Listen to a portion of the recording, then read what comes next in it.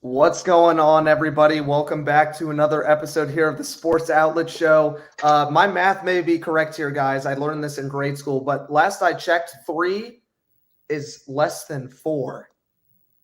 And it looks like we got a full booth here today. I'm Joe Wagner. I'm your host here. Here I got Braden Wilkins, Christian Naylor, and Brent, a man who needs no introduction. Introduce yourself with what we got today. What's up, boys? I got the fun belt. I got the fun belt here. And before we get started, I just wanted to give a shout out to my boy Braden Wilkins right beneath me. We're playing a quick game of Scramble over at the old Appleland against that man in the lower left. he leaves. And Matt. And to set the scene real quick, Braden and I were down one stroke on the last hole, and this man Bray Dog hits at least a 25 or 30-foot birdie putt to win us this round. Man had absolute balls of steel today. Chop it up for Braden. Thank you. Let's go. Thank you. I saw the B reel. He was definitely dressing the part, but it sounds like he played the part today too. That's what we like to hear. Nope. That putt was the only thing I did today. Hey, we won the round. That's all that matters. I can assure you he wasn't dressing the part at all, so it's okay. Chris, do you care to comment on this loss? I have no comment at this time. I would like to say it was Matt's first game of golf ever, so he played pretty well, though. He did. And second of all, he already plays better than Braden, so this is true. It's good to hear. This is true. Wow. And I would like to say it was also after my 4th smash, so Unbelievable. Yeah, no comment at this time. Some hostility going on straight out before we even hit the rails, guys. But I love it. Love it. Great putt there, Braden. You know, they say when you golf, you remember that one shot, and that's why you keep going back. That's the one. So there you go. Without further ado, we got the Sunbelt legend in here himself, Christian Naylor, back with us. Chris, it's been a minute, bro. How we doing? How's JMU? How's Denver? How's everything? You know, it feels great to be an unemployed person for a week. That's a good sight to see. It was sad. It was sad to leave. It was pretty emotional, and can't really complain. But it's a great last day, and got to say goodbye to a lot of great people and to a new chapter that I leave after devoting 3 years of my life to one place. But I'm ready to go. There we go. That's some wise words of wisdom, and you'll get to talk one last time about JMU here as we get rolling. Just in case you're just joining in with us here this week for the Sunbelt, we're here on week 3 already of our College Summer Super Series. Kind of did a little bit of a shift. Instead of doing the MAC, we're heading straight to the Sunbelt this week. But don't worry. MAC action will be back. Don't worry about it. Anyways, we'll jump right in here with the 2022 Sunbelt. We're giving you a 2023 version here today of a preview. We'll go through all 14 teams, some stats, some analysis, some hip-hop fun trivia. You know how we do it here at the Sports Outlet Show. And without further ado, Chris Naylor, let's get going. Oh, Brian Wilkins is in the chat. I mean, had to make a quick guest appearance. Oh my God, the App State Mountaineers. If you guys want to recall, I'm pretty sure they blew a 28-3 lead at one point, 28-10 up at half last season versus James Madison University. Great game, by the way. App State Mountaineers, I would say, in the terms of their season that they had last year, was pretty subpar. I knew a lot of people had App State dominating the Sun Belt East, but obviously after their loss to JMU, they kind of went downhill. They upset Troy, and we saw that on ESPN. Upstate Texas, A&M. I mean, they looked like they had all the cylinders going for them. And then after JMU, ship kind of sailed and ended the season 6-6, 3-5. Did not make a bowl game. They were 6-6. They were eligible, but no one really wanted them. So, wonder why. Last year they won the division, was 2019, and it was under Sean Clark, who is in his 5th season at App State. He has a 26-13 record, which is pretty good, I would say, for a coach in that nature, especially batting on the Sun Belt. But App State has a lot of questions entering this offseason, and one of them is their quarterback. I mean, they lost Chase Bryce. Chase Bryce, a phenomenal athlete on the field, off the field. Gone, graduated out, and so now they're looking to replace, and that's why at quarterback you really don't know. Like I said, it's replacing a big part of your team. In him, Chase Bryce, you're looking everywhere. You're trying to pick up transfers. I mean, today in the days of the transfer portal, you're looking kind of at all aspects of where you can pick up someone. And, see if they can compete because no one will be as good as Chase Bright was. So we're always still looking. Players to watch, other than this amazing quarterback battle that we're going to face, is Christian Horn. He was a sophomore. He had 33 receptions for 600 yards last season, so pretty good for a sophomore. And he was second on the team in receiving yards, so look for him to reload and kind of re-go as he goes. And then on defense, we have a stud at linebacker, Andrew Parker, 28 solo tackles and 1 sack last season. So something fun to watch, something good for him to come by. And that's why for their most important game of the season, I'm going to run it back and say their most important game is going to be at James Madison University. Obviously, a powerhouse game, a lot of attention, a lot of fans going to be at the game. JMU will be the place to be for most of their home games, as these fans are going to want to watch some new Sun Belt teams kind of coming in and coming out, and we're having basically another West team in new. And so it's going to be a really big game for App State. Will they get embarrassed as they did last year on national television? That's the case there. Or are they just going to get blown out by a phenomenal James Madison defense that's looking to reload? And that's why the record I'm going to predict is 7-6, stay the same. The only thing different is they are going to go bowling this year because of an exception, and then they're going to win their bowl game. So they'll go 6-6 through the regular season and 7-6 through the postseason. I love that. When I think about 2022 Appalachian State, I literally only think about that game against Troy in week 3. And that insane. Oh my God, Chris, the kickoff. Chris, you were at our apartment for that game. I showed up the day and I was like, oh, Troy's winning. Troy's got this game because, I don't think anyone saw Troy, losing to App State. On ESPN, college game day, big atmosphere, and just a kind of a what is happening play where everyone's just like, huh? Like everyone was shocked to see what was going on. And then it happened. And I was excited for them knowing that this was going to be our toughest test next week, is just beating a team that's coming off 2 phenomenal wins and 2 naturally attended news, games. And now that we're going to that stage with all the hype that they're getting back and all the, how is James Madison going to get blown out this game? So it was one of those things that was a kind of, I would say, a turning point for them. They kind of rode that high and then they just kind of capped off from there and kind of finished abysmal. Yeah, I remember there were like several games that were on with like Clemson, Alabama, Georgia, and Chris was like, "No, we're watching Sun Belt today." You're getting some Sun Belt. I was like, "I just watched Virginia Tech, Wofford. Okay, let's do it. Whatever." Yeah, pretty abysmal game right there too. I'd like to say that as well. But it was one of those games, and that's why I'm thinking, conferences like the Sun Belt and the American, not saying the CUSA because that is awful football, the MAC awful football. But you have 2 conferences in the Sun Belt and the American that are up and coming, and the Americans like to call themselves the next P16. And as we're seeing this college, reshuffling and reorganizing, and not that it's finished, I think it's just getting started, and we still have 10 more years of all the shuffling. You're going to see teams like App State, James Madison, Coastal Carolina try to work their way up, and eventually we could see some of these teams joining, the ACC, and all these teams as college football is going through a major reshuffling period. Very nice. And you kind of hinted on the last point there with Coastal Carolina. Let's jump right into that. Braden, talk to me about one of the most interesting mascots in sport. Yeah, the Chanticleers. Last year they went 9-4, 6-3 in the conference. They lost to ECU 29-53 in the Birmingham Bowl, so they got blown out there. They won the Sun Belt East last year in 2022. Allegedly. Under Jamie Channel. They lost 26-45 against Troy in the conference championship.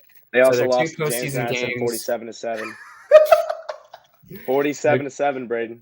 Their 2 postseason games did not go well, capping off the season on a bad note. Their head coach, Tim Beck, it's his first year coaching, so he's 0-0. He's been coaching in some capacity since 1988. He was the offensive coordinator for NC State from 2020 to 2022, and this is his first time head coaching a team and leading a team. He also played quarterback for UCF in 1985.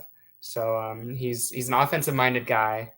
It'll be interesting to see what he can do with their quarterback, Grayson McCall, who's a redshirt sophomore. He was a little bit banged up last season, but still threw for 2,700 yards, 24 touchdowns to only 2 interceptions. He also ran for 195 yards and 6 touchdowns. A lot of people say he's the best quarterback not in the Power 5, and his stats are very it's hard to argue with, but he did great last year despite being banged up. Their player to watch on offense for me is Jared Brown. He's a wide receiver, and he's a redshirt sophomore. Last year, he had 789 yards on only 49 catches for 6 touchdowns. He also ran the ball 20 times for 187 yards and 1 touchdown. My player to watch on defense. This defense is a little bit interesting. They like to put a lot of tacklers on the ball. Most of the players on this team have more assisted tackles than they do solo, which is including their player JT Killen. He's a middle linebacker. He's a redshirt senior. Last year, he had 96 total tackles, and 28 of those were solo. So much more than half of his tackles were assisted. He also had 6.5 tackles for loss, 2.5 sacks, 4 pass deflections, 3 fumble recoveries, and 1 forced fumble. My most important game for them is Week 13 at home against JMU. They have games between JMU, App State, and Marshall. They're all crucial for this team to be a top contender in the conference. Winning 1 or 0 of these games is not going to get it done for them. They need to win 2 or 3 of them. And beating JMU in the last week of the season would be a huge propulsion in the potential conference record for the tiebreakers. For me, I see them losing that game and going 9-3. I do have a question, Braden. That's a crucial I do have a stretch. question here. Yes, sir. So I want to kind of figure out why we're on Coastal Carolina. Why is Grayson McCall still at Coastal? I mean, he was rumored to go to Auburn, didn't end up happening. If he seems like a Power 5 quarterback, what is the driving factor that's not bringing him outside of, the Sun Belt football if everyone thinks he's the best quarterback in the Sun Belt? That's a good question. He has great stats. He was banged up. I don't know why he doesn't take a shot. Maybe he just wants to be loyal. He's been in college for so long. Might as well just stick it out for his last year, I think. I think is Grayson an NFL nervous. guy? I don't know. Grayson an NFL guy? I don't know. He's This is his last year of eligibility. If he can't handle Auburn football, is he going to be able to handle the NFL? He's likely gonna get drafted. I would say stick with the sure thing. You know the Coastal system. Stay with it. Don't ruin your chance to make it to that next level. That's my opinion on it. I mean, we've seen Sun Belt quarterbacks in the past, not to be a little biased here, but you saw what happened with Grant Wells when he went from Marshall to the Virginia Tech Hokies. That's just one of the several Sun Belt players, not just a quarterback position, that have made that jump and that leap into Power 5. And it's a big jump, especially when you're talking about Auburn and the SEC. You're not going up against teams like Texas State and Arkansas State. You're going up against Alabama and Georgia. So I definitely agree. It's either team loyalty or a sure thing for his draft. Austin Reed is doing the same thing at Western Kentucky over in the CUSA. We saw the same thing with Bailey Zapp. I mean, it's about having that assurance is what I think is Braden was saying. Yeah. It's a great point. There we go. And I love the Kings of the East, by the way. As you saw on that first blurb, it said second in the East. Hey, now. They played in the conference championship game. That's what I was going off of. You're correct. How did that end up for him? Brent, how did that end up for him? Well, just let me know. Both of their postseason games were blowouts. That's all I'm saying. Really? Because, last I checked, it was pretty bad. It was pretty bad. You were correct. Anyways, I mean, it was pretty. They played JMU. That was pretty bad. And how did it end up after that for them? I do have a question. The game was over in the second quarter. I do have a question about the Sun Belt. So we're going to transition into this team called the Georgia Southern Eagles. So I'm waiting to see what you have to say here, Chris. Let me do my spiel. We can talk about it when we get to the end. Georgia Southern Eagles went 6-7, 3-5, fifth in the East last season. They play out at All-In-E Paulson Stadium. Chris knows that one too well. Home to 25,000 fans in Statesboro, Georgia. One of my favorite watching head coaches and how he's going to develop this program in the next couple of years is head coach Clay Helton. He's going into his second season. He spent most of his time, he was a former quarterback actually at Auburn, speak of the devil, and Houston, and he coached at USC, the University of Southern California, not South Carolina, from 2010 to 2001. Helton came in. First of all, they lost their bowl game 21-23 to Buffalo in the I think it's the Camilla Bowl. They've never won the Sun Belt, especially since it's structured to having a conference championship when they restructured that.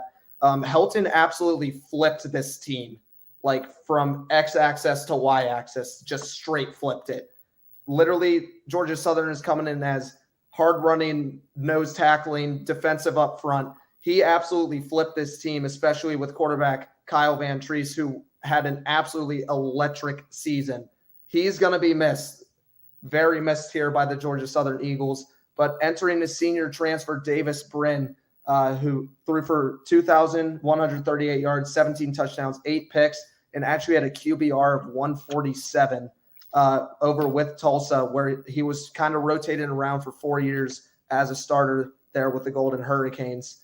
Helton I like to think about when Helton brought into this team with Van Treese and now Brin, he's getting the kind of let it fly kind of momentum going into this team. Now, don't get me wrong, Georgia Southern can still run the ball, but just watch out for some of these players, as Georgia Southern is always gritty. Shout out to Georgia Southern alum Ahmad Davis for hooking us up with the players to watch here. Here with Keaton Upshaw, he's a senior tight end. He's actually a transfer from Kentucky. He had 4 receptions and 50 yards last season, so not too much off the bench there for the Eagles when he was on the Wildcats, but he's been defined as a red zone threat. So he's ready to get it done in the nitty-gritty. Definitely a reliable option there for Davis Brin. Defensive player, didn't really get one, but what I was kind of getting from the source of Georgia Southern is they have a new defensive coordinator in Brandon Bailey. He's been sent in to clean up this mess, basically, of that non-existent pass rush that they had last year and a lack of pressure at corner that they definitely need to work on. They had a drop-off of yards and touchdowns from 2021 into 2022, but the highlight of their season, guys, and Chris, I'm sorry, was Week 6 at versus James Madison University, when they came in and lost 45-38. Georgia Southern beat the Dukes behind Kyle Van Treese's 578 yards and 4 TDs to hand JMU their first loss of the season. And guys, that's why here in Week 6, again, at James Madison is my game to watch for the Georgia Southern Eagles, because that's something that I'm going to be putting on my television after watching last year. And I'm excited to see Chris's take on it after I say I believe Georgia Southern will go 7-5. They'll take a small step up this season. I'm excited for what Clay Helton honestly has here for Georgia Southern. I mean, I give nothing but props to Georgia Southern, especially in that game. What I regarded, they haven't beaten a ranked team in years until James Madison came in. And, I mean, we should have beat them, hands down. I mean, they just knew what to get with us. We had a very weak kind of middle zone field, and they just, tore us up all day. And, I mean, we all saw it was back and forth the last 2 minutes of the game, and they just ended on a 22-yard, passing touchdown. And after that, that's all she wrote. JMU drops down to, I think, around 30 in the rankings for college football. So still not too bad, but obviously they should have, easily came into this place and won. I know, distinctly remembering about this place in November, it was 80 degrees, very warm. So we were dealing with, a lot of, the factors that come in with the heat. And I'm not blaming the heat on anything, but one of those things, it's like they just knew what to do. They read the game plan very right, and where our issues were, they, found the holes that we had. And I mean, we were playing with young cornerbacks at the time, and they would do, and I distinctly remember, first down, second down, it would either be a run or a pass in the middle, third down, deep ball for the first down. And they just did that all game. And so whatever Clay Helton was doing at that time and what he was reading, he read it right. And I mean, you really can't, say nothing about a team that, beat you. I mean, they won fair and square, and one of those things, it's a mark on my record, but it was a heck of a game as it was. And I mean, it really, showed JMU that, you're not in it to win every game anymore. It's definitely a mark on your record, especially since you whispered something in Todd Centeo's ear before he threw a pick at the end of the game. Oh my God. I still can't believe there's that video of me on camera whispering in his ear right before the pick. It's perfect. It's great for laughs for sure. Yeah, just a timeout sprint. Chris sprints out of the huddle. It's okay. It's okay. Hey, it's okay. We won the Sun Belt East. That's all that matters. Braden had a different story with the Chanticleers. Did you, Braden? Braden, did the Chanticleers make a sign? I don't think they did. You're right. Yeah. You know why? Because we beat them 47-7. You did. It was bad. Disrespectful. I think Chris is more ready for football season than anybody on the JMU football team. I hate college football so much. I don't think you understand how much I hate it. I love it. I feel so bad for everyone that works it. Oh, just yeah. Okay. Brent, hit me with Georgia State. Yeah. So you guys will soon become aware that Joe gave me the absolute worst teams in the Sun Belt, purposeful or not. Okay, Alabama, Georgia. That is fair. Here we are, starting with Georgia State. The Panthers went 4-8, with 3 of those wins coming within the conference. Last year's bowl game, oh yeah, they didn't have one because this team sucks. They have never won their conference despite being a part of the Sun Belt for the last 10 years. And oh yeah, did I tell you this team sucks? This team sucks.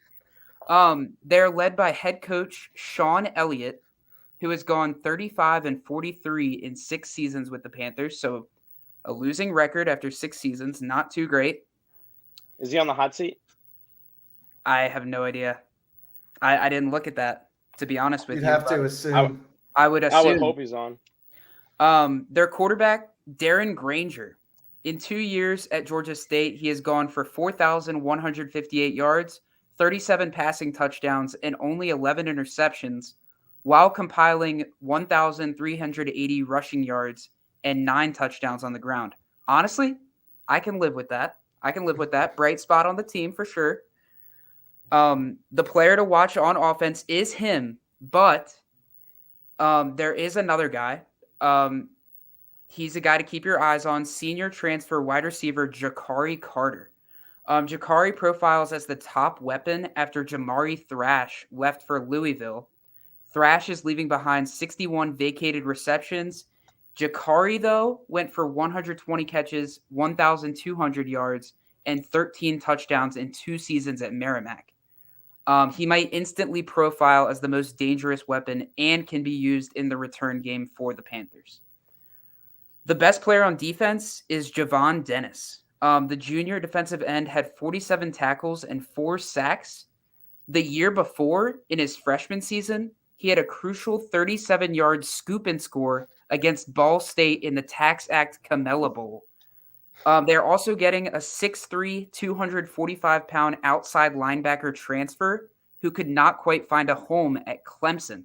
So don't be surprised if you hear the name Kevin Swint next season. I could definitely see him making some noise. I have their most important game as Week 4 at Coastal. It's no secret that Coastal lines up better on paper, but there is one quirk about this Coastal and Georgia State matchup. The road team has won all 6 times in the series, and Georgia State is on the road in this matchup. It's not too tall of an ask to have Georgia State win this one. That's a weird tidbit. It's a wild stat, especially for 6 years. Brent, if it makes you feel better, Sean Elliott is 17th on the coach's hot seat for the year. So he's not the worst. He's not number 1, but he's number 17 out of 132 teams. Wow. So guys, throughout this process, I said some negatives to start, but I had some positives. Positives in there. So you guys know what? Throughout this process, I've talked myself into believing in this team, believing in how much they suck. 2-10 is my prediction. 2-10, Georgia State. What did they do to you? I don't know if it's what Georgia State did to Brent or what Joe did to Brent. I'm not really sure which one it is right now. I was looking at their schedule. I was looking at their team outside of Darren Granger. Yes, you have the transfer Ja'Cory Carter. You have Javon Dennis. But outside of that, they have nothing. And their coach sucks. I mean, we already went over that. Chris said he's 5th on the hot seat. 17th. Come on, give him some slack. 17th, whatever. It's just It's not a good mix. And you know what? Their most notable NFL alumni, Will Lutz. Will Lutz. Hey, The GOAT. Yeah. kicker love. So outside of that, their program trash. There's a locker room material in Georgia State. It's Brent's face on the wall. That's all it is. Give them some and motivation. and Turner Field, That's all it is. That's all it is. All right, Chris, take it away. Let's hear the soap opera. Oh, right. Wait, for what? For Georgia? Oh, for my. Oh, okay. Yeah, thank God. Yeah, James Madison University out of Harrisonburg, Virginia. The Dukes, the Duke Dog, Dukettes, however you want to call it. JMU, I would say, coming into the college football, real Division One this year, has shown nothing but a slowdown from FCS football, and it's proven us that FCS football is okay football. If you're really good, if you're really bad, you're not good football. So sorry, Morehead State. James Madison University 8-3 last year, should have been 9-1, or 9-2, but we won't talk about that. 6-2 should have been 7-1 in the conference, and they have never been to a bowl game. Obviously, first year in FBS football, did really well. Last season they did win the Sun Belt East, but due to ruling, they were unable to compete in the Sun Belt Championship, which is following this year as well, as we are on a 2-year postseason ban. But the possibility of us playing in a bowl game is still there. The Dukes are led by the man himself, Kurt Signetti, who's in his 5th season at James Madison University and has accompanied a very successful 41-8 at home. That's impressive. The record, 41-8. That's impressive. Imagine, yes, he did play in FCS football, but at the same time, we're in different we're at different levels, and the recruits that they're getting are very much different. But still, encompassing a 41-8 record is a little bit unheard of. Overall, as a head coach, he's 108-34. Wow. Damn. The man does not lose wherever he's at, and that is obviously shown for how much of the recruits he is bringing in, which you might want to keep your eyes out in July for a recruit. The biggest question coming into the season for James Madison University, I would say, is their quarterback battle. I mean, we had Todd Centeo come in, big guy, man won, came up, showed out what he had. And now that he's left, we're kind of in the dust and trying to fill the holes. So bringing in transfer quarterback, Jordan McLeod and Brett Griffiths are, 2 guys, one guy from NC State, one guy, from Arizona. Jordan McLeod suffered a pretty serious knee injury to end his career at Arizona, coming back to JMU to show some light. But we still have Billy Atkins and Alonzo Barnett still kind of in the mix for, quarterback as well. So we are going to see a 4 quarterback battle going into the offseason. Did you say 4? We're going to have a 4 quarterback battle. There are two top dogs that are already kind of getting to where they need to be, but obviously due to certain circumstances, it's a 4 quarterback battle right now as we see it. For James Madison University, they have, an offensive weapon in Reggie Brown. I mean, he kind of went from a nobody 2 years ago to being one of the Duke's leading receivers. Last year, he had 224 receptions for 401 yards and 4 touchdowns with a 17-yard average after suffering an injury through the season and dealing with injuries throughout the season. And then another weapon that James Madison has is Kalon Black, who only played in 5 games due to injuries and had 69 carries for 333 yards and 3 touchdowns. And versus Louisville, he had a 21 yards, 10.5 average. So Kalon Black, a weapon at running back, and he's going to come back and try to lead the Dukes to, another successful career. On the defensive side of the ball, JMU is, yes, they've lost Isaac Ukwu to Ole Miss, one of the best edge linemen in the country. Also with the graduation of Jamar Edwards, they're looking to kind of refill the shoes.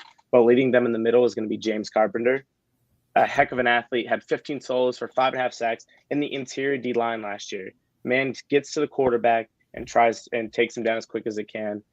Kind of following the boundary line, we have Chauncey Logan, who as a freshman started and had 17 total tackles, 9 solo, and 8 assists as a freshman, working his way, kind of learning the more ropes now at the FBS level, and hopefully going to produce even more.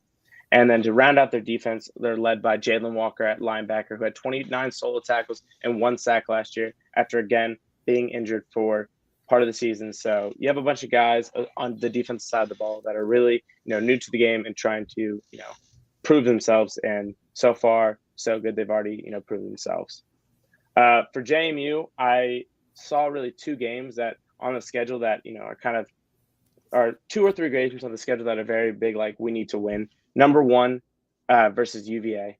I mean, week 2 at UVA. This is a Virginia game. I would say James Madison University right now needs to prove that they are the best team in Virginia, and this game is going to do it for them.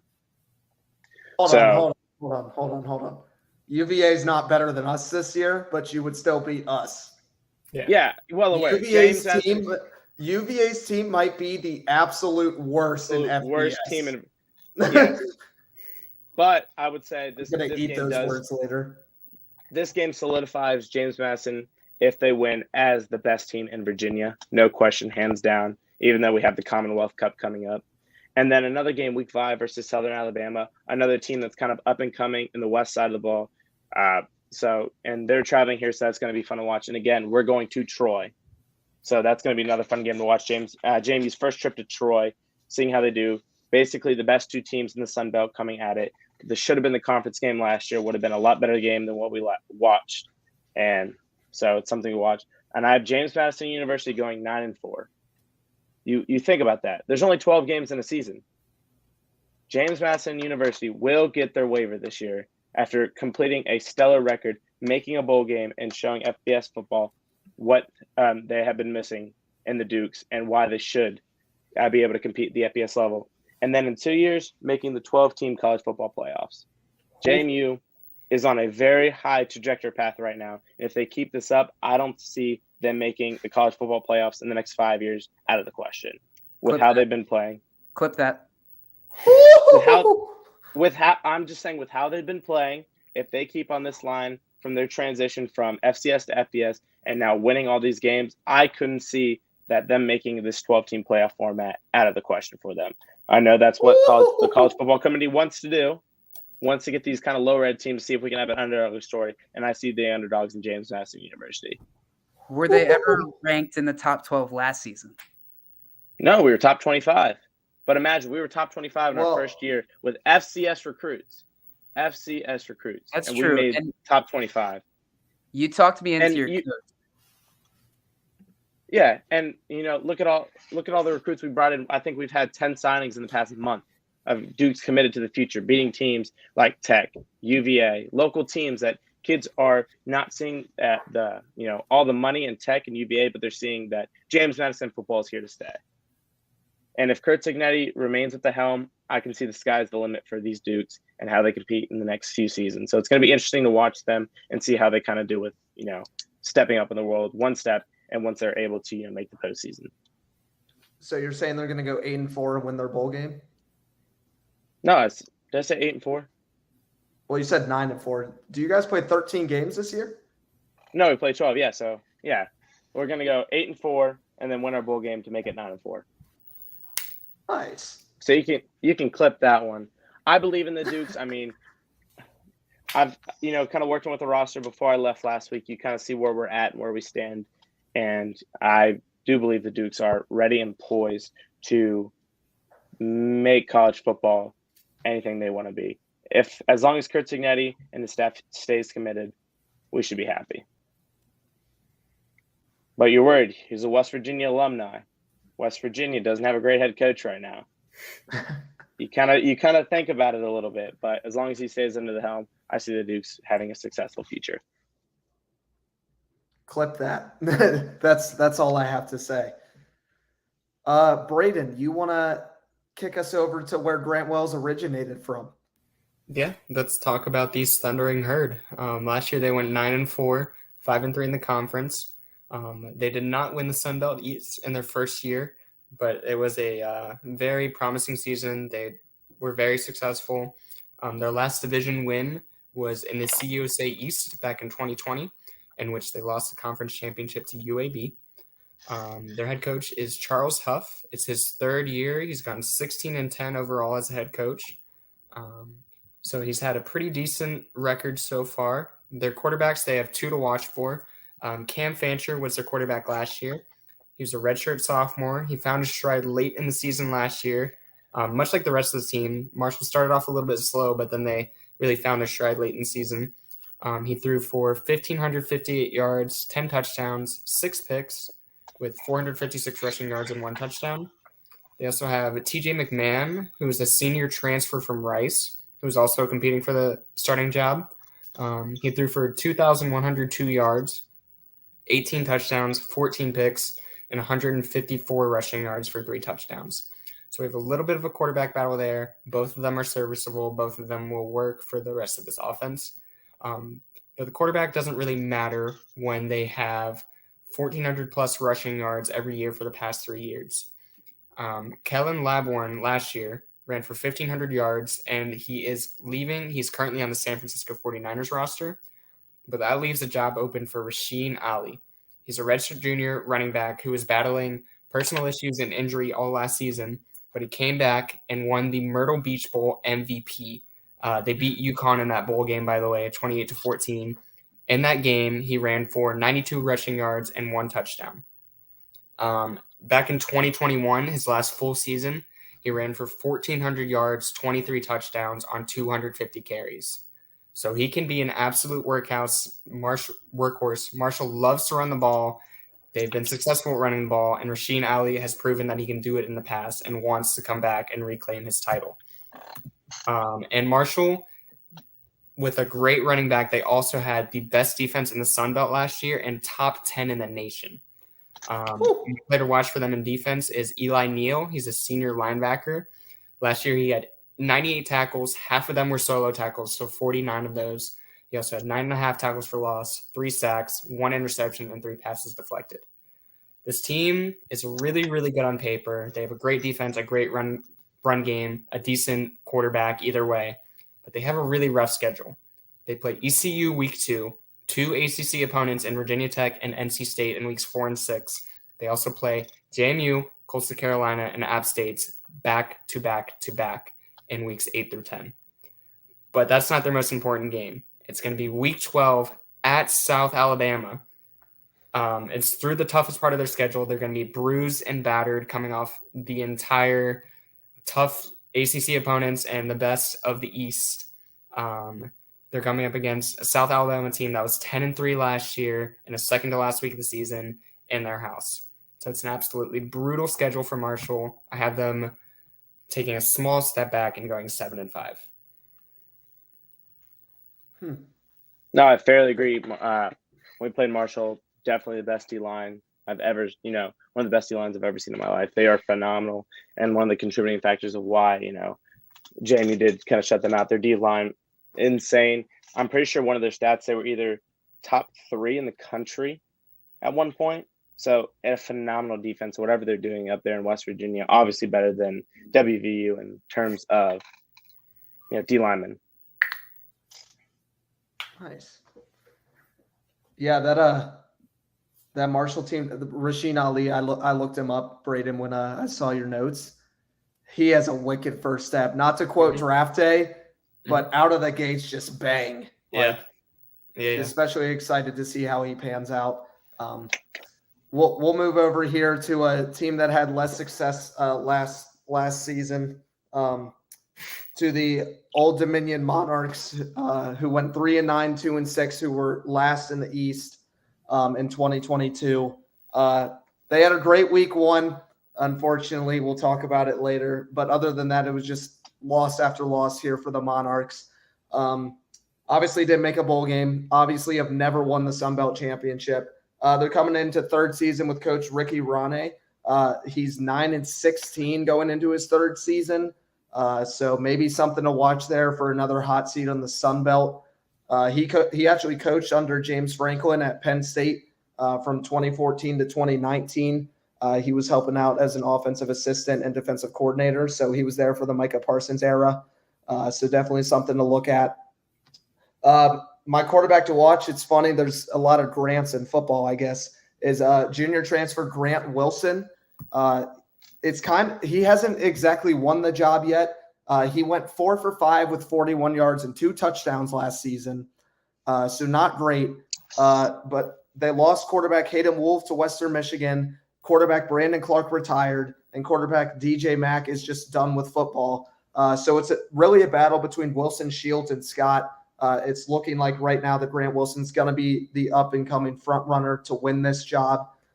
They also lost their two biggest wide receiver threats in Allie Jennings to Virginia Tech and Blake Watson over to Memphis, who accounted for a lot of points. That was in little quantity there for the Old Dominion Monarchs. Grant Wilson, who's looking to be the QB1, is a transfer from the Fordham Rams. So he'll be looking to start in FBS for the first time this season. Skipping over with that wide receiver, they are at a lackluster spot, but they are returning Javon Harvey, who's a wide receiver. He is a junior who had 30 catches, 558 yards, and 4 touchdowns last season.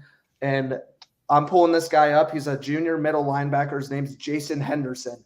This stat is not a typo. In 2022, he had 179 tackles. Oh, my goodness.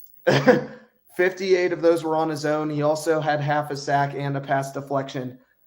Depending on whether they were assisted solos, I don't care. That is Luke Kuechly style numbers, looking at Boston College for him.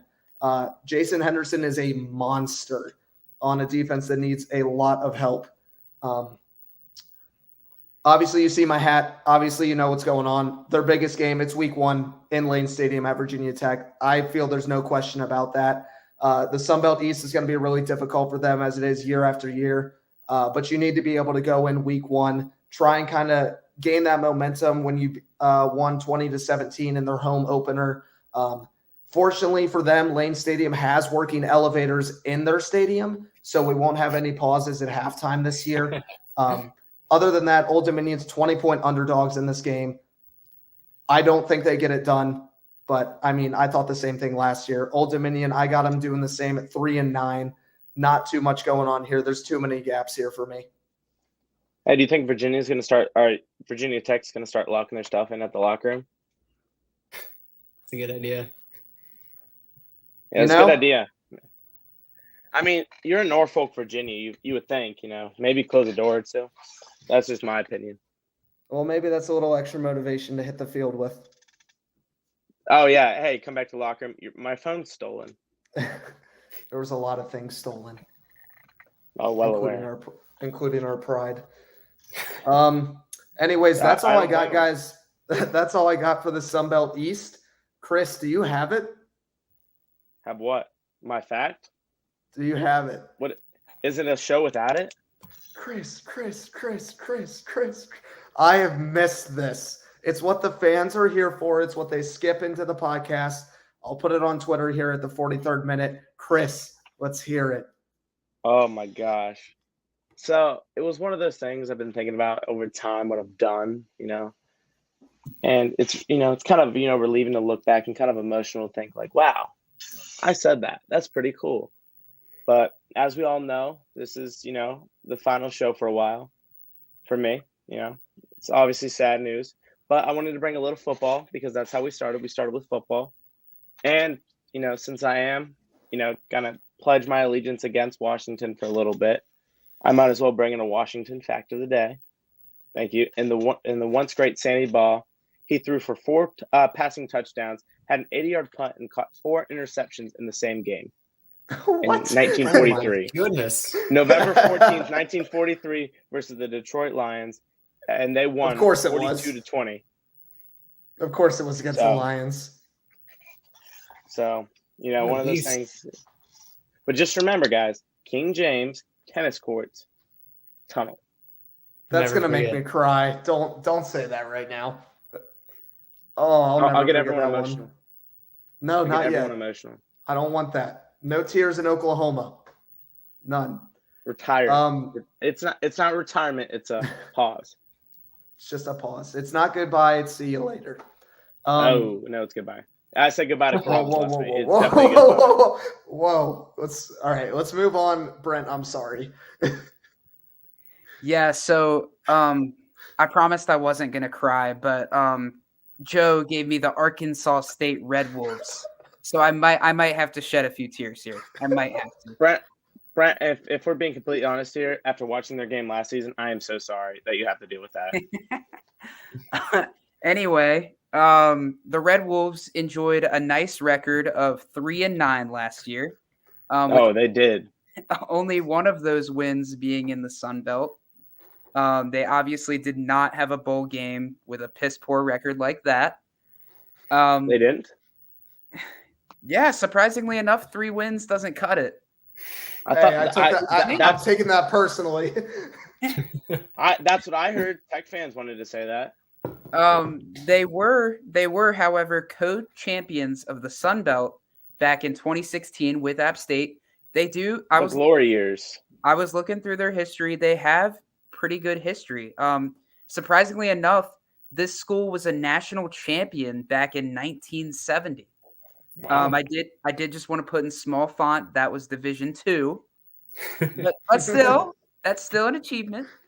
Their head coach is Butch Jones, who has built a resume of only 5 wins, only 2 conference wins over 2 seasons with the team. That's not good, but he wasn't exactly given a fair hand to start. I'll give him that.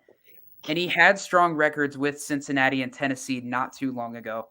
So I'll say his seat is currently warm, but he better make some strides fast or that thing is going to be blazing hot.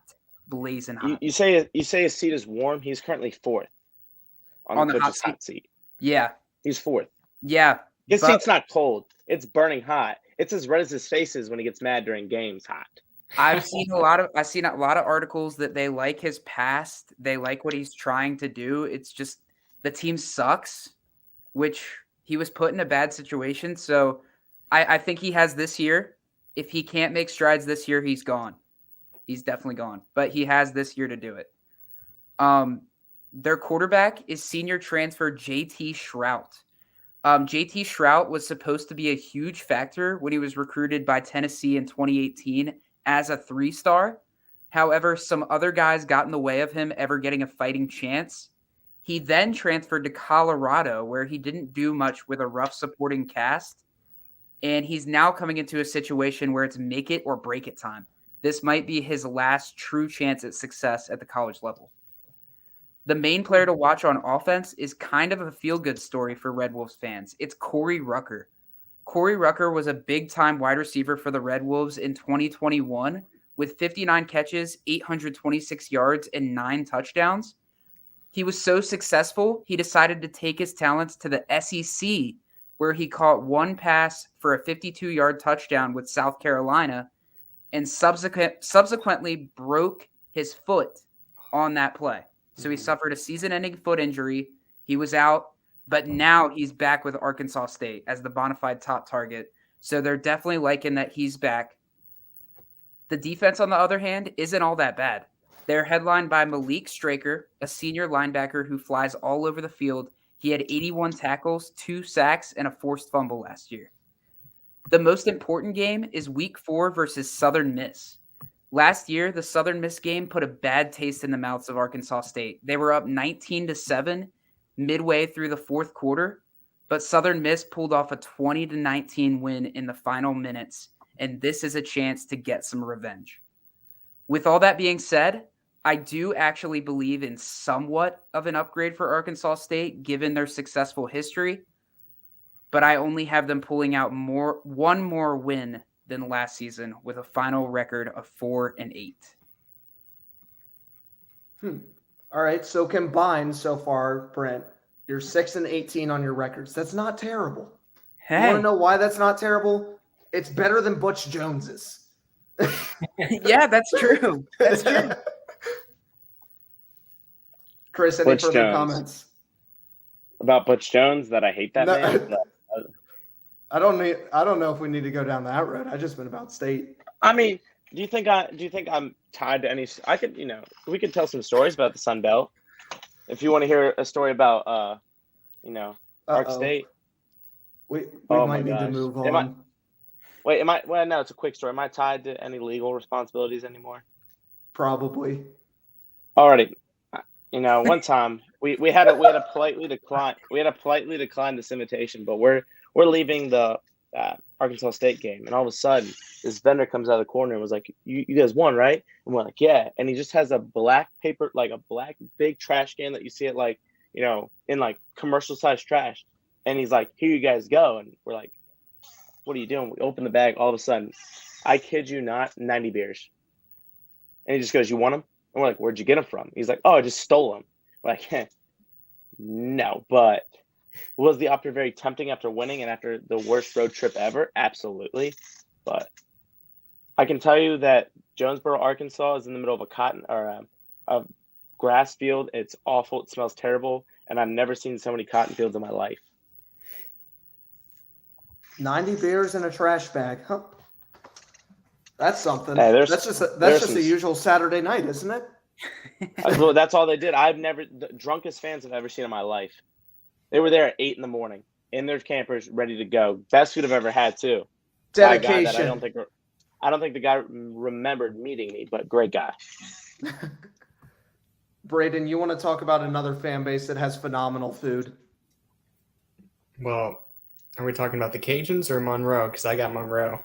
Oh, yeah, and Chris gets to talk about technically both of you. I can tell you, Monroe does not have any good food, man. The stories I've heard. Chris, you're up.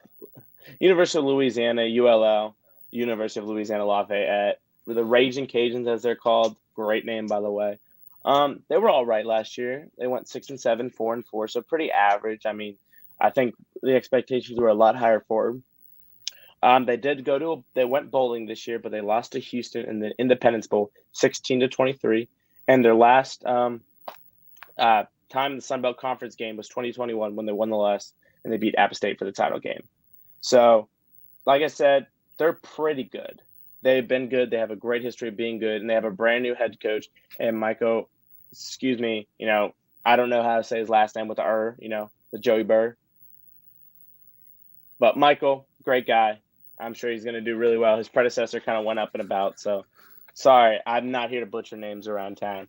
For ULL, they have a quarterback coming in, Chandler Fields. He's a junior. He threw for over 11,000 yards, 11 touchdowns, and 4 interceptions last year as the backup.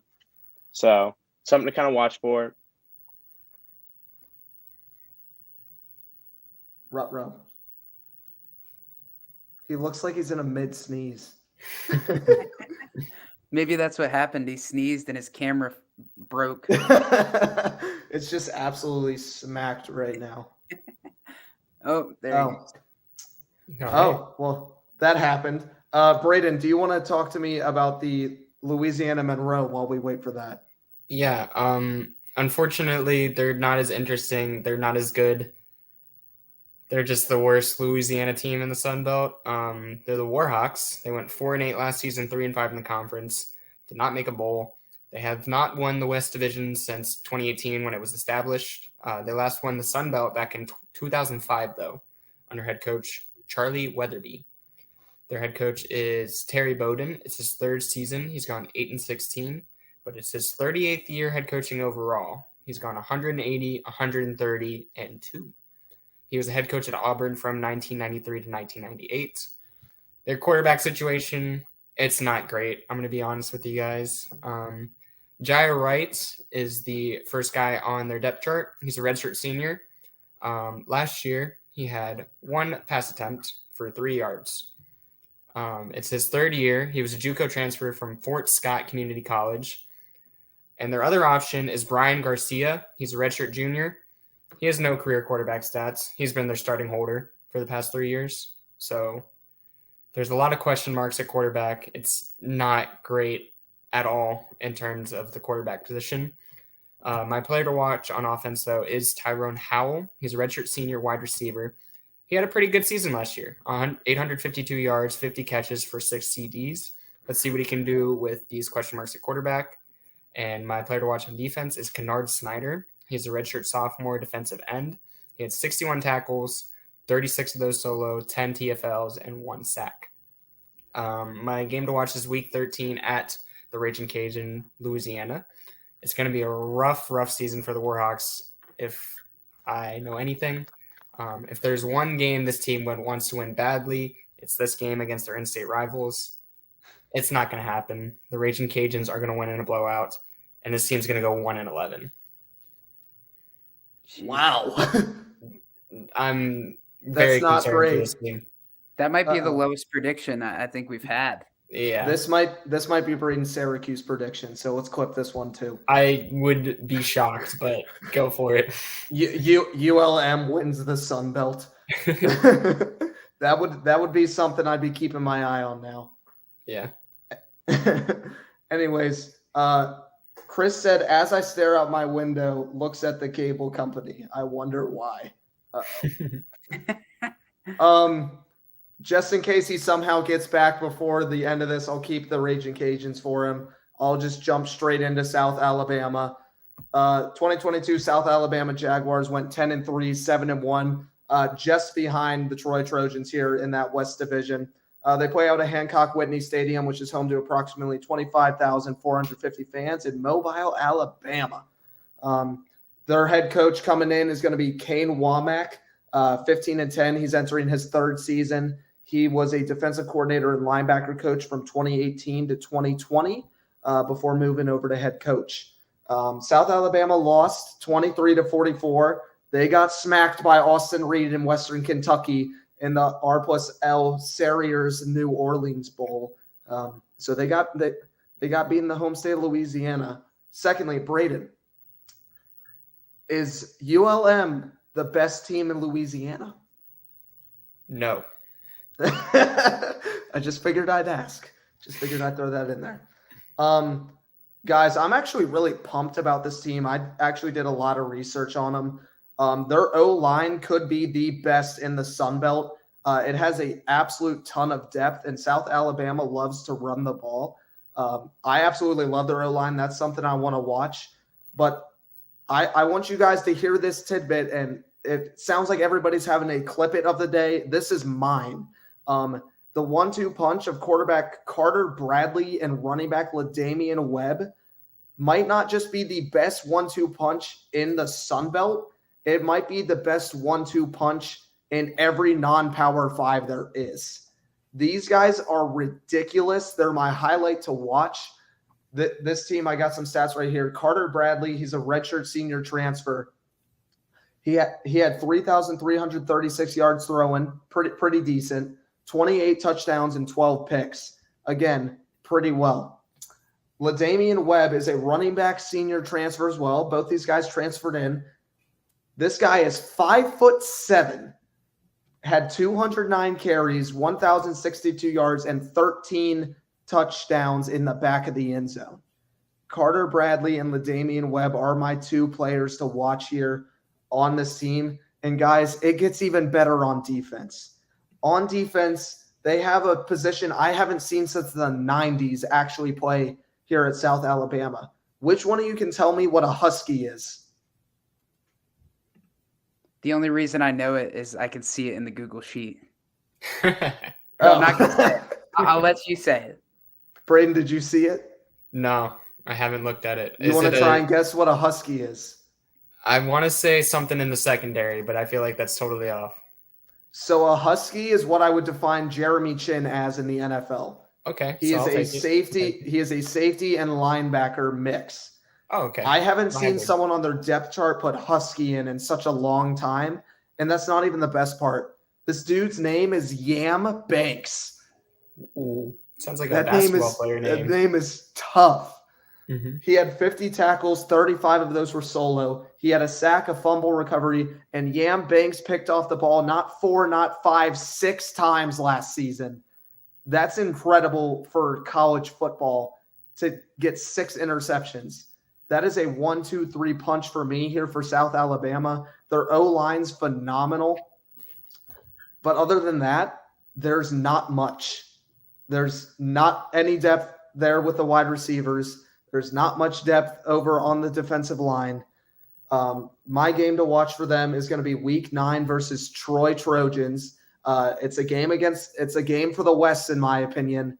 If they win it, they're going to go to the conference championship. I think they're just short again this season. South Alabama is going to take a little bit of a tank here. They're going to go 8-4, but Carter Bradley and LaDamian Webb are both basically on their 5th seasons.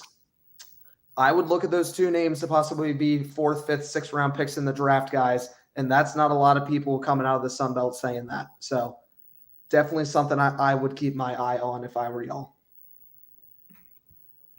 All right. All right, Brent, I gave you a decent team. Let's do it.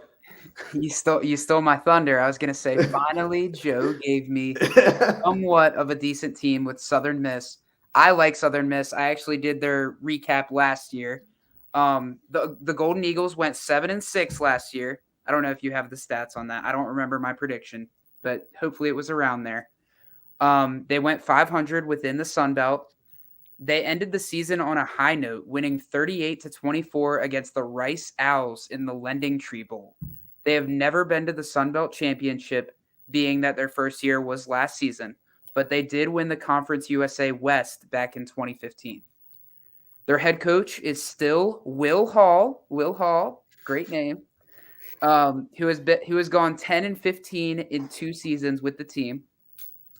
Their quarterback situation, it's a little bit up in the air, but I'm going to give the nod to Billy Wiles right now. Wiles was a walk-on at Clemson before deciding to transfer to Southern Miss.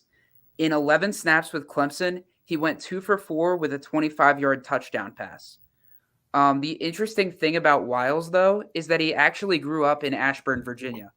He went to the same high school as my cousin, so I think that's pretty cool. It's Stonebridge High School in Ashburn, so I thought that was awesome. Their main player to watch on offense, though, you guessed it, it's Frank Gore Jr. back yet again. And yes, if you did not watch our Sunbelt preview last year, Chris jumping on to steal my thunder. Welcome back, Chris. Thank you. If you missed it, we're talking about Frank Gore Jr. Oh, I'm good. I didn't miss anything. You're good. I was watching the entire time. Okay, good. You can just skip over him. He's not important.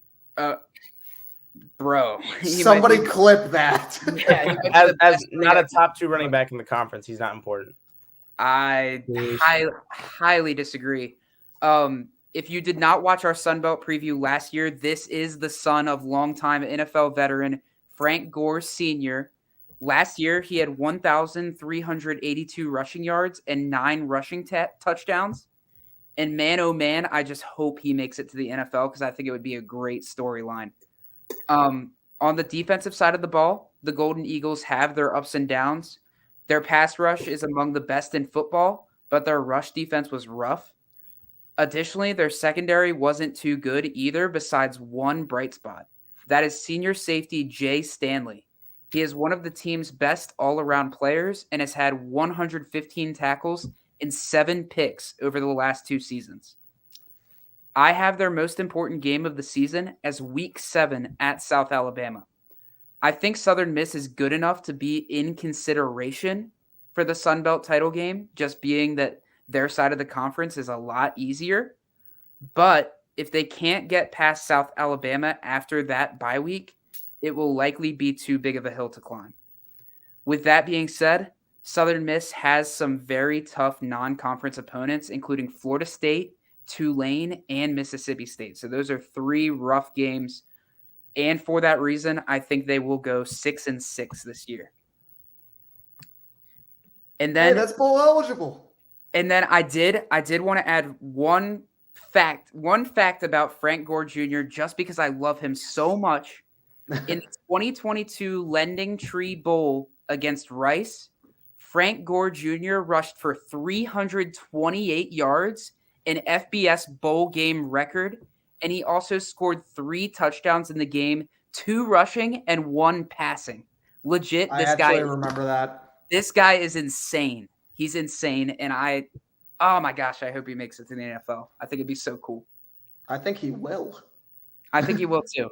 I mean, let alone the name.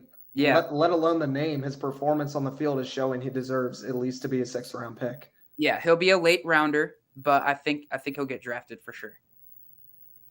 I'll take him. The Panthers could use some help at running back. No offense, Braden. Chris, when we last had you, you finished talking about the quarterbacks over the Raging Cajuns. Let's wrap that. Oh. All sorts of it's like 2020 COVID Zoom. Like the mute button's on. He keeps getting kicked off. Wait, trying to learn blackjack on this one. I'm trying to talk to you guys. And then I got my, it's You just should know how to play blackjack. I'm trying to win. I'm counting cards. Oh, okay, fair enough. Yeah, I'm trying to count cards, like in The Hangover. That's going to be me. Brandon, to your question, yes. Cool. Where are we? We're Sunbelt, right? Yeah. Let's finish it off with Louisiana. So Terrence Williams, I think that's where we left off, right? Yes. Junior, in 2020, 337 yards, 3.6 average, 1 touchdown at running back. So phenomenal forwards on the defensive side of the ball. Keon Martin, a redshirt junior, and he had 6 solo tackles and 15 total tackles. I do not know why I can't talk anymore. And their most important game, I would say, is everyone's important game in the season for the West, Week 11 at Troy. So a very good game. I've heard stories about Troy, and I can't wait to see the stories that come out of it. And for ULL, I see them, taking a blossom. My early prediction was 10-3, but thinking about it more and more and reading kind of their schedule more and more, I think an 8-5 schedule going to bowling is more than plausible for them, finishing second in the West, right behind Troy, and South Alabama at third and Southern Miss at fourth. I can get behind that. That Sorry, I had to West pull an audible division. for you, Joe. No, it's okay. That's why I have hands, guys. Now, like this thumb works too. Like it's amazing. Wow. Hey, I got my back amazing. broken today, so I feel even better. Chris is just going through everything this week. Yeah, This poor man. And when Mr. Scott was like, "How's your ankle doing?" Broke my heart. Dr. Scott. Oh, you changed your little blurb too. Your Denver Broncos equipment now. He's graduated. There we go. Wow. So we're down to our final 2 teams. Obviously, there's 4 of us. Last I checked, 4 divided by 2 equals 2. I assigned the bottom boys here to take Texas State, and then Brent and myself to take Troy. Which one are you starting on Texas State? Mr. Naylor. All right, let's do it. Alrighty, the Texas State Bobcats. Pretty bad, I would say. Went 4-8 last year, 2-6. Remember playing them in the rain. Worst game I've ever sat through 3 hours of my life. Killed their quarterback, 2 of them. So that was nice. One of them, I've never seen a man go limp in my life, 10 feet in front of me, but there was a first for everything during that game. They did not go to a bowl game last year because they sucked. They were bad, and that's why their quarterback just left. They have not won the Division West since it was established, but they did win the Southland Conference in 2008. So they've been coming into FBS football. So they have a new head coach because their old one got kicked to the curb. GJ Kine, it's first year. He's second year overall, and he's had a 12-2 record as a head coach, but obviously has not, coached Texas State yet. And hopefully he can bring them up from a pretty abysmal time that they had. And Braden, will you take it away with our star players? Yeah, absolutely. Like you said, those quarterbacks that they had last year are gone. Kine brought in a couple of guys. He brought in some interest. He was, like Chris said, 12-2. He coached Incarnate Ward last year. He got a lot of interest. They were a pretty good team. Yeah. So he's bringing in TJ Finley. He's a senior transfer after 1 year at LSU and most recently 2 years at Auburn. He has 2,199 career yards, 12 touchdowns, and 10 picks. The guy is 6'7" and 246 pounds, so he's a pretty big dude. They also have Malik Hornsby. He's a junior transfer from Arkansas. He has 314 career yards, 1 touchdown, and 2 interceptions. And then retaining CJ Rogers. He's a redshirt sophomore. He transferred from Baylor last year and didn't see any time last year for the Bobcats. My player to watch on offense is not a player. It's a position group. They have a totally revamped offensive line. It's completely refurbished, a lot of new players. Keene brought in a couple guys from Incarnate Ward, and he also attracted transfers from Oklahoma. Bray Walker is 6'6" and 356 pounds, and Marcus Alexander is 6'3", 315 pounds. So that offensive line is going to be fun to watch. It's a brand new group. It's going to be completely the first time these guys are playing together. And then my player to watch on defense is Jordan Revels. He's a senior defensive end. He had 70 tackles, 11 tackles for loss, 4.5 sacks, and 1 pass deflection last year. This team is a bit of a wild card in my opinion because they're bringing in so many new guys that haven't played with each other before. Their secondary is pretty different. They got a lot of guys in the transfer portal there, a lot of guys from Power 5, which is going to be interesting because they were rejects from the Power 5, and now they're coming to see if they can get it done in the Sun Belt. So this team's a bit of a wild card for me. My most important game is Week 10 versus Georgia Southern. This team is starting fresh, like I said, after a disappointing season last year. If the talent on this team can come together and play together well, this good game could be very interesting. I have this team, like, their floor is like 3-9 and their ceiling is like 6-6. I'm going to give them 5-7. It's a pretty bold take. I would say either 5 or 7 or 4-8 is very reasonable for them. They suck. Yeah. And Hatcher left for a reason. So yeah. Sheesh. Yeah, I don't have anything to add on Texas State. There's Really nothing don't. you should add. They are the worst team in Texas. They're it's another story time here. You know, as an old youngling. I somehow got in touch with a reporter from Texas, and we were talking about it. And in Texas, you got Texas Longhorn football, you got Texas A&M, but no one really cares about that. They care about number 1, the Cowboys; number 2, the Cowboys; number 3, the Cowboys. Then you got Texas A&M, Texas, and then you got high school football, and then you have Texas State. That's how the football structure is structured in Texas by news. So there was also a report coming out that they were getting really mad about their coverage. And one of the reporters went on to tell them that no one wants to watch your football. So makes sense why the record also sucks too. High school football is probably covered more than Texas State football. I would definitely agree with that. But high school football in Texas is the greatest. You would have to put a Friday Night Lights, baby. Friday Night Lights. I kind of wish I lived in Texas just to go to a Friday Night Lights. I think I'm Texas going high school to game. during high school season. I think I'm going to travel down there just to watch a game. It's probably ridiculous. I bet. I'm sure it's the same atmosphere on a college football day. Yeah. Kids get out of class Friday. Oh, dude, I could only imagine being in high school in Texas and just straight to game day. Absolutely. That's got to be nice. All right, let's wrap things up here with the Sun Belt here. No better way to wrap it up than with the 2022 Troy Trojans, your Sun Belt champions, who went 12-2, 7-1, as Chris grimaces a little bit. I'll make it quick and painless, I promise. Wait, but can I have an asterisk next to Sun Belt champions, please? No, because they won it. Allegedly. You can have your asterisk next to Sun Belt East champions. Oh, there's no asterisk. Not for you, for the Chanticleers. Oh, thank you. The Chanticleers, you can have that. I'll give you that one. Yeah. But it's not Troy's fault that they blew out played Coastal Carolina on national television.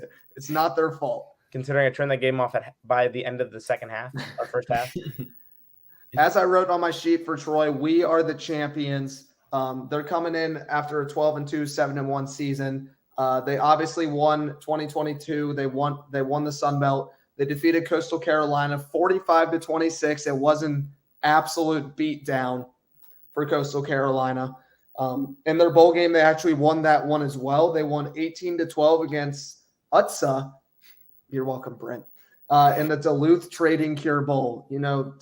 Duluth underwear, how they go like that. Yeah, that dude. They won 18-12, so they had a great end to their season.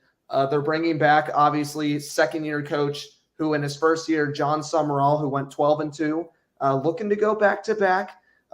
He was a assistant head coach in 2015 and 2017, and then decided he was going to become the starter here as the head coach for the Troy Trojans. I'm going to pass it to my – I can never tell. It's on my left. This is my left, but on the screen it's to my right. So I'll just show it. You guys are showing. I'm going to pass this over to my right for Brent. Let's hit it. Yeah. Just to kind of piggyback off Joe, John Summerall, first season as a head coach, 12-2. That is remarkable. That's a remarkable feat. At quarterback, though, sixth-year super senior Gunnar Watson. Watson went for 2,818 yards, 14 touchdowns, and 12 interceptions last season. The offense is centered around the run game, and Kamani Vidal is the top running back. I'm not sure if I butchered that name or not. The junior went for 1,132 rushing yards and 10 touchdowns last year. The defense, though, is the bread and butter of this team, and it was what led to so much of their success last season. It's hard to choose between who's the best defensive player on this team, but I would say their top defensive weapon is TJ Jackson, a junior defensive end. Last season, TJ Jackson had 55 tackles, 8 sacks, 2 forced fumbles, 1 fumble recovery, and 2 passes deflected. So that's very, very impressive for the Troy defensive end stud.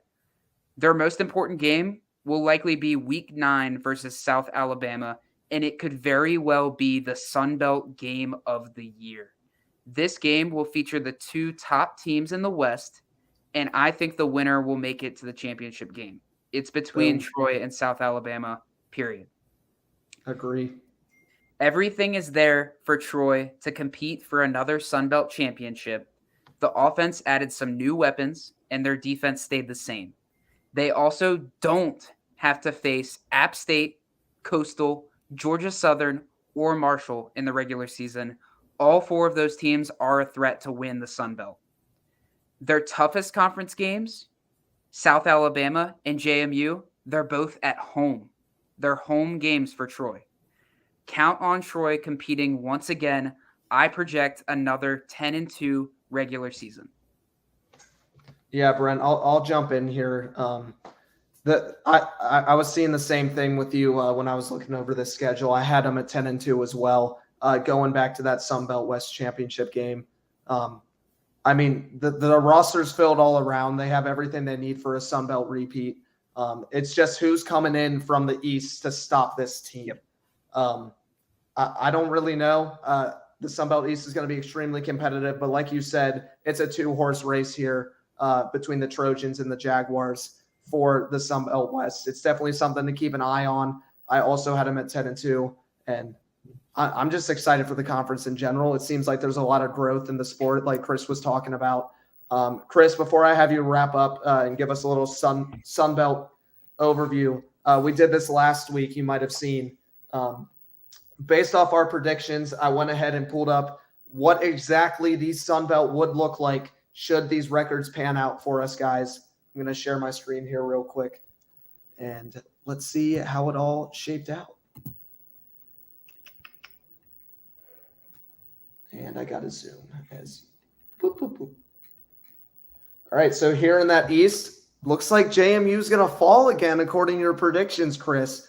But again, I said this last week. Remember those records, the conference record matters more than the actual record in there. But this is how it would shape out should that conference record stay kind of adjacent with that record, with Coastal Carolina winning the East again, asterisks. James Madison, Georgia Southern at 7-5, Marshall at 7-5, App State at 6-6. Like Brent was talking about, those 5 teams are the ones to watch in the East. Luckily, Troy doesn't have to play many of them. And then there's Old Dominion and Georgia State. They got some work to do. Over here in the West, it's looking like maybe a 3-horse race. We'll throw Louisiana in there as well, with Troy at 10-2, the Raging Cajuns at 8-4, South Alabama 8-4. You can flip-flop those 2.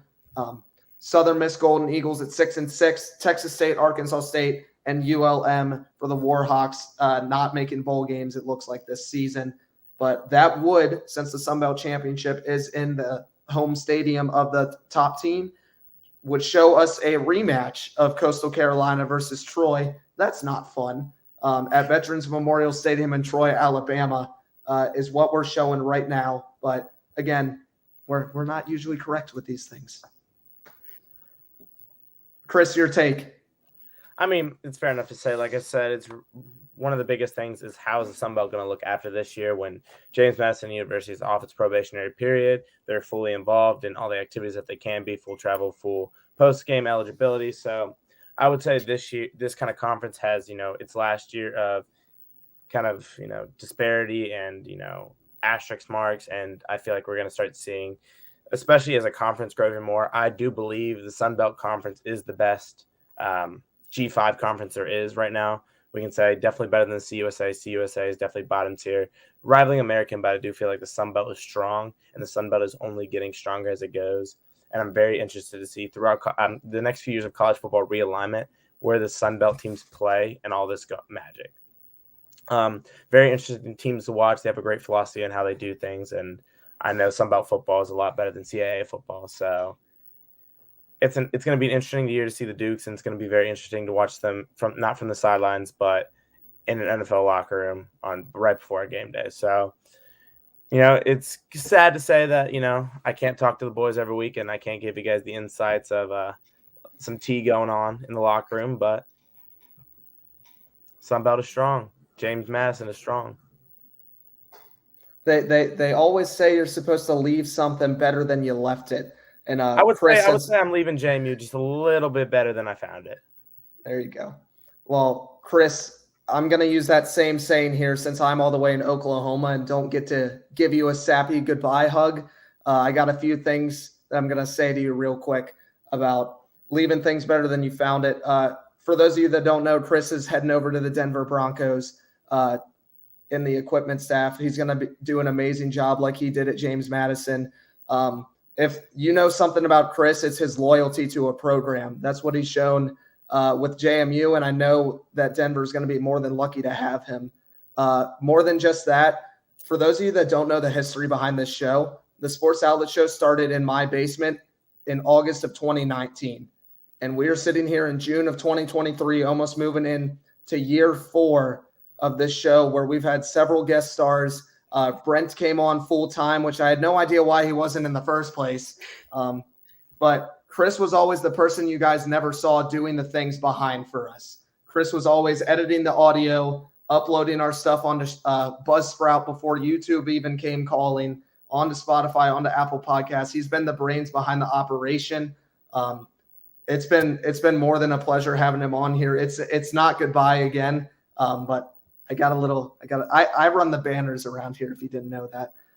It's goodbye, Chris. We love you. Know that whether it's in Virginia, in Denver, wherever you are, like, you're always more than welcome. You're on this show. You are the history behind it. Despite how many people watch it, despite what it means, it doesn't. We love our followers and we love our fans, but we love each other more than anything, because that's what this show was about. It was about the 4 of us as stupid juniors and seniors who are in the senior COVID yearbook of us with the Sports Outlet Show that Chris had going for us. And as something as simple as making the email address for us to start our Twitter and stuff, like, Chris, dude, I love you, man. I'm excited to see your future, and just text me anytime. If you have 5 minutes and you see us on, jump on here, bro. I love you, dude. Trust me, my banter will not end. I'm waiting for Brent to say something really stupid, so don't worry. I'll be listening for that, because I still got my hot takes. Don't you worry. I'm gonna miss our fights about the Houston Texans. Hey. We got to jump on for 5 minutes so we can debate.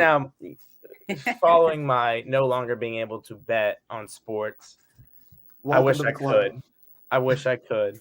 But in my mind, it's still a $20 bet that they will only win 4 games. So don't worry. I'm up to 4 games now. I've gotten one step above every year, so don't worry. And that has nothing to do with CJ Stroud? No, it doesn't. Well, I missed Deshaun. Okay. He gave some great massages. I've heard the massage part. Well, okay. Oh my God. All right, we're cutting this off. Chris is now being fired. He's not just being let go.